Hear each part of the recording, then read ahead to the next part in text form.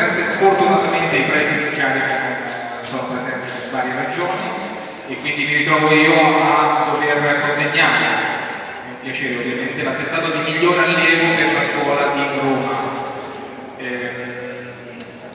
Lo diciamo, quindi io vorrei chiedere a Angela, Claudia, Fabio, Roberto e Pietro la sua famiglia.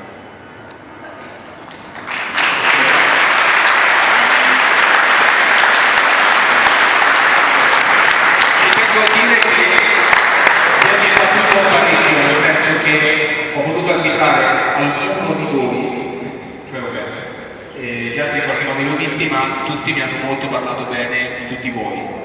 Quindi è stata una scelta molto dura, alla fine anche come maestri abbiamo deciso di assegnare il premio del allievo con menzione per tutti voi Fabio Pesci.